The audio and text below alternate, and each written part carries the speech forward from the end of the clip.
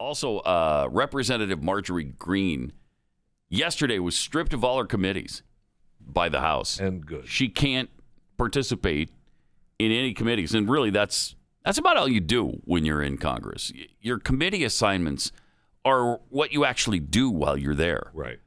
And so if you don't have that, you're just sitting around on your hands. Yeah, you got no power at all when you're not part of a committee. So they've completely stripped her essentially of being the representative of her district now. Yeah, I mean they essentially not essentially they have said to Georgia, tough. Right. Tough. Yeah, you sent her here, but guess what? We don't want her. So we're not going to include her in anything. Now, has she said goofy things in the past? I guess so, and she kind of admitted to that yesterday. Yes, right? Yes, she kind of. But she also pretty much said she doesn't believe that anymore. She got caught up in the, I guess, QAnon nonsense for a while, and she apparently doesn't believe it anymore. Yeah, but I don't know if you heard her talk about specifically the Jew lasers. Yeah, the Jewish space laser. Yeah, man. That she specifically said the Jewish space laser starting fires in California. Oh, she didn't specifically say that at all. No, she didn't. No, she sure didn't. And in fact, but you wouldn't know that to read the stories. Not. And in the Facebook post itself, it's more of a question. She's just saying, I don't know.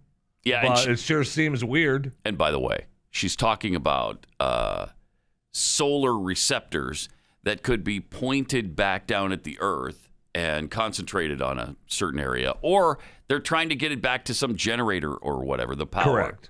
And they miss. Correct.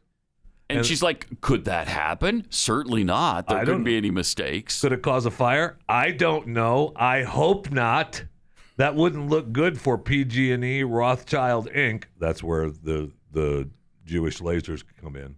Solarian or Jerry Brown, who sure does seem fond of PG&E. Good thing for Solarian that Michael Peavy is on their board, since he's the former president of California Public Utilities Commission, California's most powerful energy regulatory agency. Great connections right there. Okay, I haven't heard one mention of Jews or being Jewish. Rothschild or Rothschild. That's right, because the Rothschilds were Jewish. Yep. So that means that's anti-Semitic. That's exactly right. I see. Now, this article in the Daily Beast that's talking about her says, you may have noticed the Jewish space laser has been trending on Twitter. After all, it's not every day that you see a racial or other demographic term and space laser used together. Yeah, well, she didn't.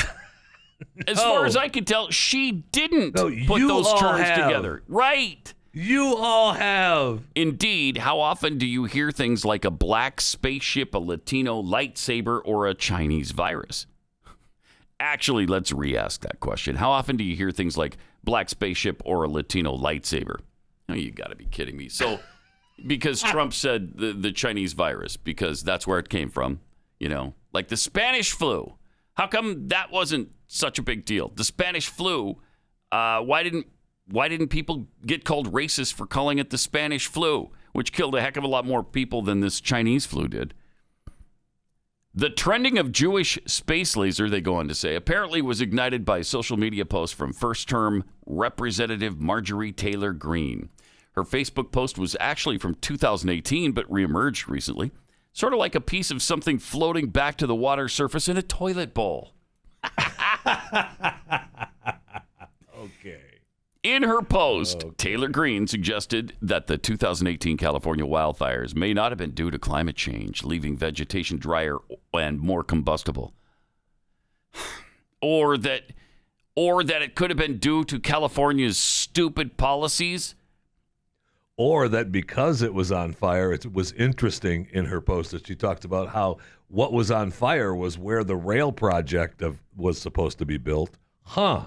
She was just hypothesizing about it in a Facebook post. Mm-hmm. And since, it's just, it is actually agonizing.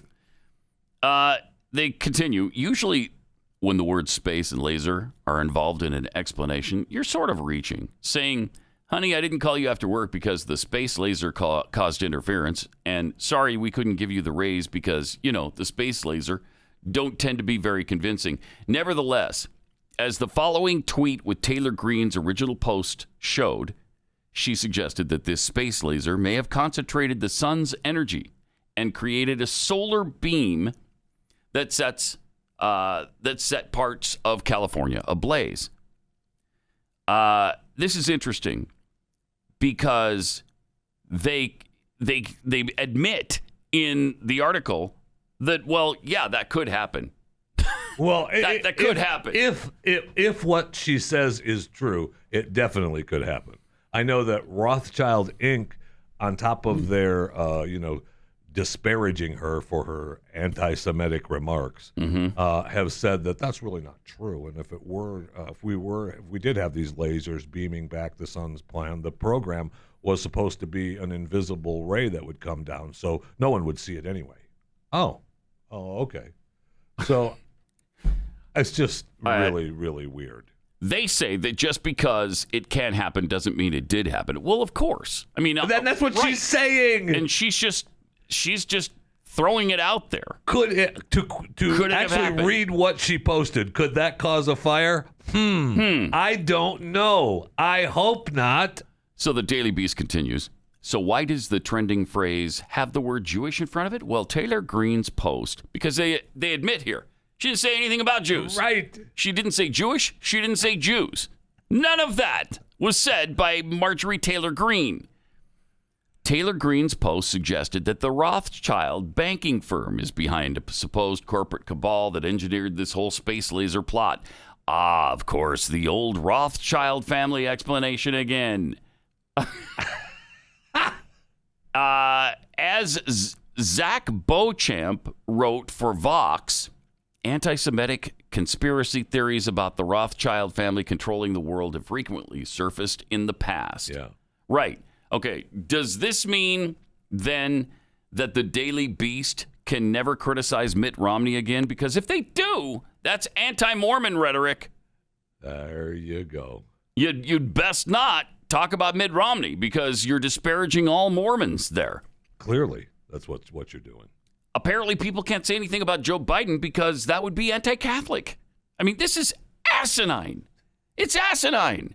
It's so misleading. It's just a lie. It's not just misleading. Yes. It's a flat-out lie. They're fabricating stuff about her. Now, I don't know that much about her politics. Really, I didn't pay that much attention. You didn't pay attention to the congressional race in Georgia? No, I really didn't. Really? No, really. Yeah. Huh. I heard that there was somebody who was, maybe dabbling in QAnon running, but I didn't really feast on that information at all. So, because I don't know, maybe it was because I don't know, you don't live there. Maybe, right? And I don't pay attention to every single congressional race in this nation.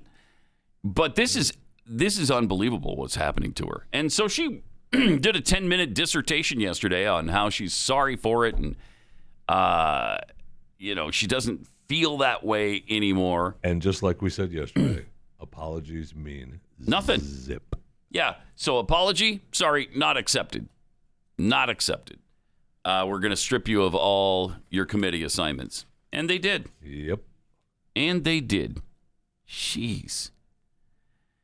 So it's not, and again, it's not about her. It's about Georgia. I mean, obviously they make it about her, but it's about the state of Georgia being told, you know what? Screw you. Right. We don't care about you. We don't care about your representative. We don't care about your votes. We don't care about your representation in any way. So, I mean, we did when the Senate races were going on because we wanted those particular senators voted in, so we were on your side, but not now. Not now. Yeah.